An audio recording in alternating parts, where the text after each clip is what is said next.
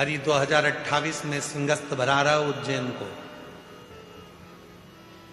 अपन तो 15 दिन पहले आ जाएंगे। दूसरी बोली 15 दिन पहले क्यों? उज्जैन जाने के लिए सीहोर से तो जाना पड़ता है, उतर जाएंगे और 15 दिन कुबरेश्वर धाम और 15 दिन उज्जैन की धरा पर रहकर कुंभ का आनंद लें।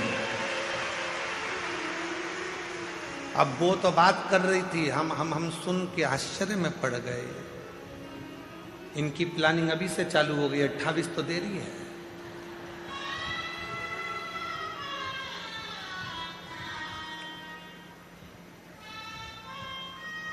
शिव को भजो, रुद्राक्ष यदि गले में है तो मेरा महाकाल मेरा शिव देखता है, शंकर देखता है। कोई परखैया सोना खरीदना है तो जो सोने की परख रखता है उसको साथ लेकर जाओ। पहले ऐसा होता था शादी ब्याह में, चांदी की रकम लेना है तो चांदी की पहचान, एक जिज्जी तुम हमारे साथ चलना हो, तुम अच्छे से देख लेती हो कि कौन सी साड़ी अच्छी है, बहू को चढ़ावे में देना है, बेटी की शादी में देना है, तो तुमको ज्यादा परख है। जिसको कपड़े की परख है उसे कपड़े में ले गए, जिसको सोने की परख थी उसको सोने में ले गए, जिसको इलेक्ट्रॉनिक सामान की परख है तो मामा जी से कह दो कि वो आएंगे तो फ्रिज देख ले कौन सा लेना है, क्योंकि उनको ज्यादा अंदाजा है। मामा जी फ्रिज देख रहा है, जिसको कपड़े का ज्ञान था वो कपड़ा देख रहा है, जिसको सोने का ज्ञान था उसको सोना देख।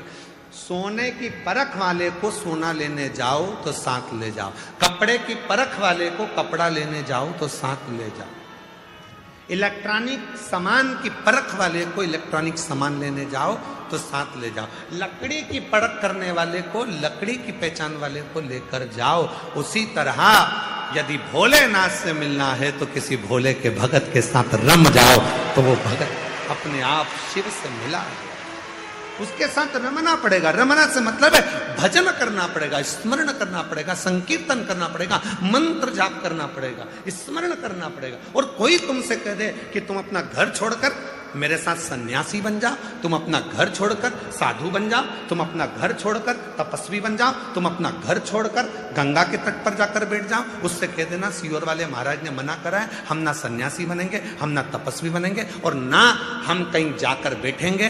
हम सीहोर वाला बाबा कहता है कहीं मत जाओ, अपने घर में रहो और उस परमात्मा को याद करते रहो, तुम्हारा घर ही तुम्हारा गंगा का तट बन जाए। कहां भटकना, कहां जाना, क्यों भटकना हमको यहां से?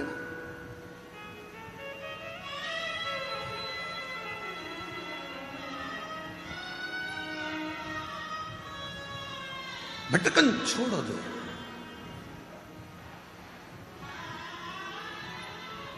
भटकन छोड़। शिव कथा कह रही है, भगवान शंकर का चरित्र कह रहा है। भक्तिंगित प्रद रुद्राक्ष पहने हुए एक व्यक्ति का दर्शन कर लेता है और घर आ जाता है। घर आकर उसने अपनी धर्म पत्नी वसुमती से कहा कि आज मुझे मार्ग में एक कोई रुद्राक्ष पहना हुआ कोई भक्त नजर आया। उसको देखकर बड़ा अच्छा लगा। अब एक रुद्राक्ष क्या क्या कमाल करता है वो शिव पुराण की कथा में इन तमिल के 63 शिव भक्तों की कथा में से एक भक्तिंगित प्रत की कथा कह रही है। भक्तिंगित प्रत एक रुद्राक्ष कितना कमाल करता है वो देखिए। जो दुनिया के लोग कहते हैं सीहोर का रुद्राक्ष, कुबरेश्वर धाम का रुद्राक्ष, और सत्यता है जिसने इस कुबरेश्वर धाम का रुद्राक्ष लिया है उसको मालूम है कि रुद्राक्ष ने क्या कमाल किया, उसको मालूम है। जिसको मिला वो क्या